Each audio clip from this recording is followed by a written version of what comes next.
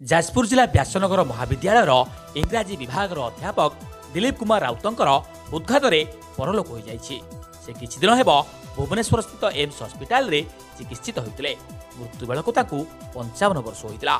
एही दुखद खबर जानिबा परे व्यासनगर महाविद्यालय अध्यापक अध्यापिका छात्र छात्री समेत समग्र सहर में शोकर छाया खेली जाइछि। तांको मर शरीर को भुवनेश्वर स्वर्गरथ जरिया अणा जाई एक शोभायात्रा कॉलेज परिसर को निया जाइतिला। सेठारु तांको बासभवन कोपन ग्राम को निया जाइछि। सेठारे तांको अंतिम संस्कार करा जाइछि। शेष दर्शन पाई स्थानीय विधायक आकाश दास नायक, श्रमिक नेता विद्याधर महांती प्रमुख अनेक मान्यगण्य व्यक्ति पहुंची शेष दर्शन करथिले। कोरेइरु आकाश दासଙ୍କ report AMS news. Dilip sir हमारे दिलीप सर हमारे दिलीप सर हमारे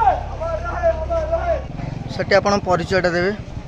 डॉक्टर कुशचंद्र प्रधान, प्राक्तन अध्यक्ष व्यासनगर सर्वश्रेष्ठ महाविद्यालय। से आज कौन होइतला सर हमरो एमिति हठात देहांत होइगला?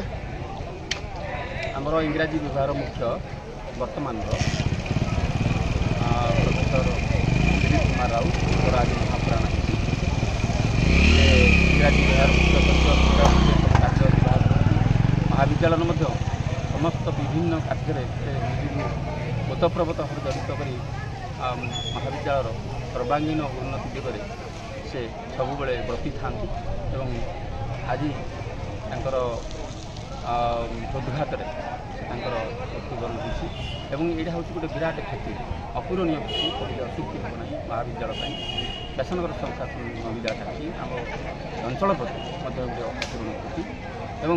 निश्चित भाव हम आज समस्ते शोकाकुल छात्र छात्री अभिभावक एवं आम शिक्षक कर्मचारी समस्त वर्तमान शोकाकुल एवं समस्ते म्रियमाण एवं समस्ते प्रार्थना कर प्रभु जगन्नाथ निकट एवं प्रभु व्यासदेव निकट में आत्मार सद्गति हो जो कार्य जो चिंतन जो चेतना जो दर्शन निश्चित भाव अभिभूत करता छात्र समाज को।